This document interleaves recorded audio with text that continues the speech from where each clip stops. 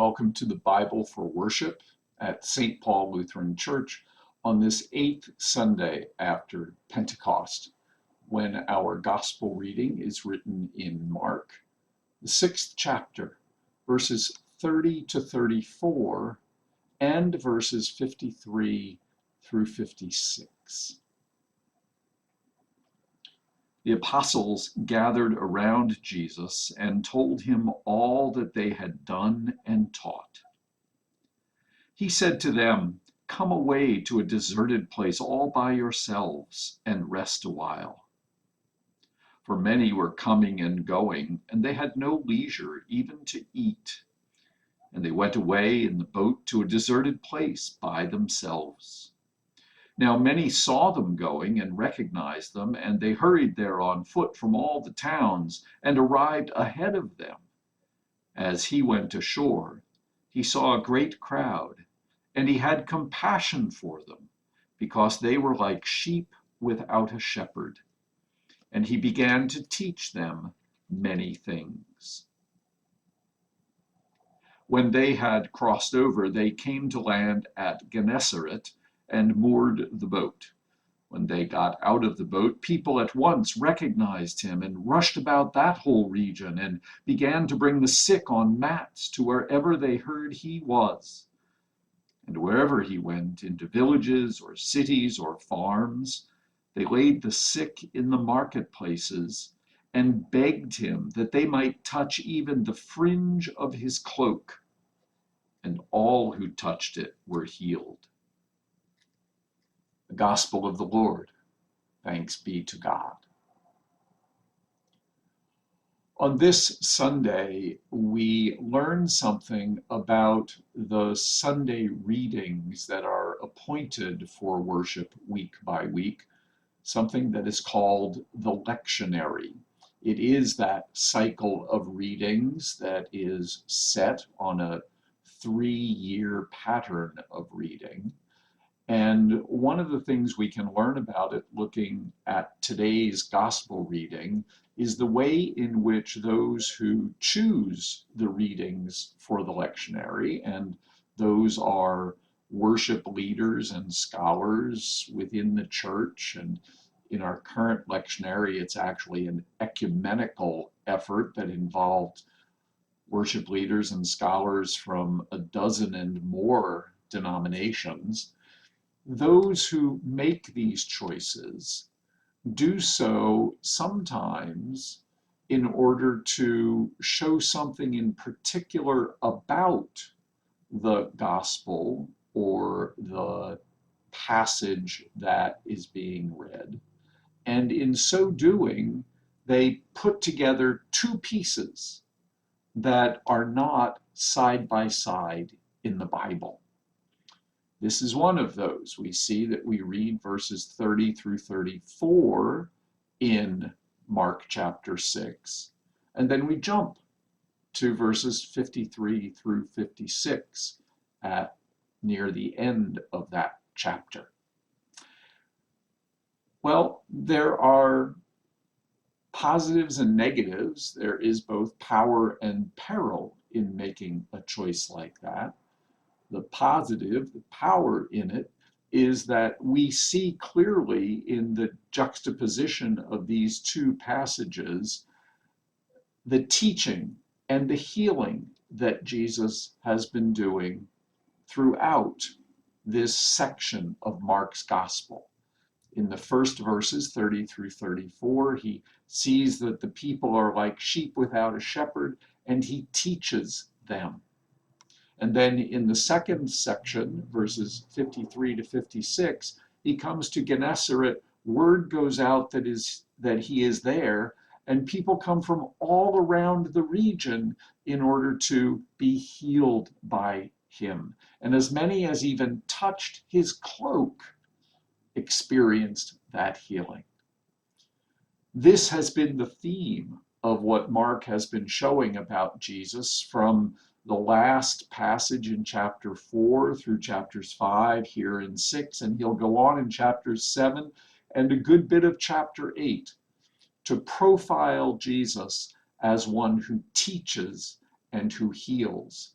And these two passages brought together for this Sunday's reading give us that summary powerfully and beautifully. The downside, the negative, the peril, if you will, is that we're going to have to leave aside for this week, for another time, many of the specifics about these two particular passages, because the lectionary invites us to consider what it means to think about teaching and healing as the theme of this whole section of Mark's gospel. And we're happy to do that, but recognizing that there are other details about both of these passages that we'll just have to leave for another time. So this comes to us as a kind of summary of Jesus' teaching and healing. And in both cases, we see that the response to him is incredibly popular. The people around clamor to be close to him, to hear him teach, to touch his robe, to be healed by him, to bring those they know who need healing to Jesus so that that healing can be realized.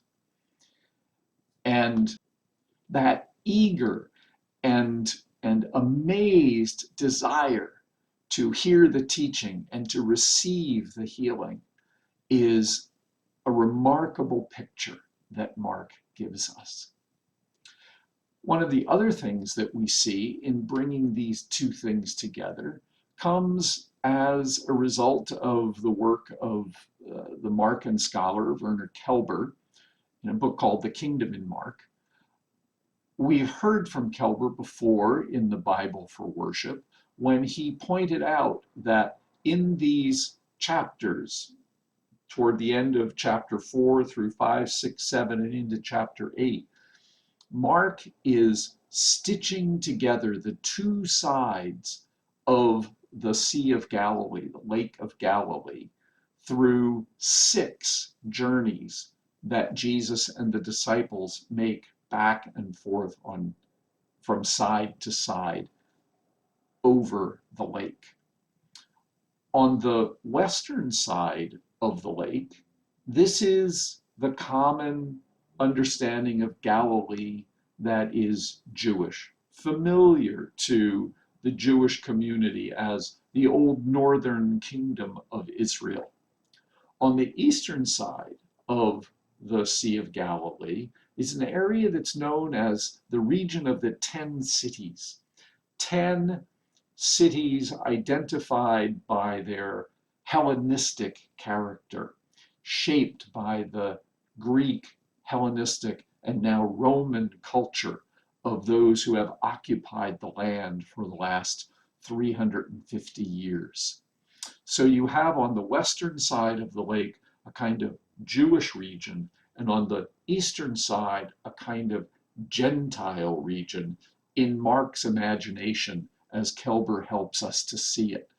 And what Mark is doing is stitching together the Jewish and the Gentile, Jews and Gentiles, so that, as he said in chapter 1, verse 39 of the Gospel, Mark shows Jesus going through all of Galilee, not just Jewish, not just Gentile, but all of Galilee. The place where Jesus' followers, by the end of the gospel, will be told to go because Jesus will meet them there for the continuing life of that community after his resurrection, after the destruction of Jerusalem. And it will not be a Galilee that is only Jewish or a Galilee that is only Gentile, but Mark, as Kelber sees it, brings those two together in the course of Jesus' ministry back and forth across the lake, so that his followers in Mark's time understand that this is to be a community of both Jews and Gentiles. And one more thing about this passage. It starts with the disciples of Jesus coming back from their mission where they were sent out 2 by 2 in order to teach and to heal in all the towns and villages around. And they come back and they tell Jesus all that they have done. And he says, come away by yourself to a lonely place because it's gotten hectic. They can't even stop to eat. The people are so excited about this good news that Jesus and the disciples now bring. They have been commissioned. They have been successful. They now have reports of their own power to teach and to heal, just as Jesus has. And yet, they still appear to be hesitant and fearful. Because when they go away, people from the towns and villages run ahead and get there before they do. And when they get there, Jesus sees them, he teaches them, and late in the day, the disciples come and say, they have nothing to eat. Send them home to their homes. They need to go home and eat and be sustained. This is the portion of this chapter that we don't read. And Jesus says, will you feed them? After all, Jesus has commissioned the disciples. The mission, the task, the good news is now the disciples to distribute among the people. But they're hesitant. What, should we go buy food for this many people? And Jesus, we can hear the sigh in his voice as he says, so what do you have already? 5 loaves and 2 fishes, they say. And he blesses and breaks and gives it to them. And the disciples give it to all who were there. And they ate, and there was food left over. The disciples are empowered by Jesus to carry out his own mission. Still, when they cross to the lake later, they're fearful, they're afraid, they worry about the storm that is upon them. And Jesus comes again and says, don't you understand? Don't you understand the power of God that has been given to you? This is what it means to be a disciple, Mark wants to say. Disciples are commissioned and sent with the power of the gospel. No longer just followers in familiar territory. Jewish Galilee was familiar. Gentile Galilee, not so much. But these disciples, like Jesus, travel throughout all of Galilee, commissioned and sent into unfamiliar territory. That's who disciples are. How will we respond? God bless.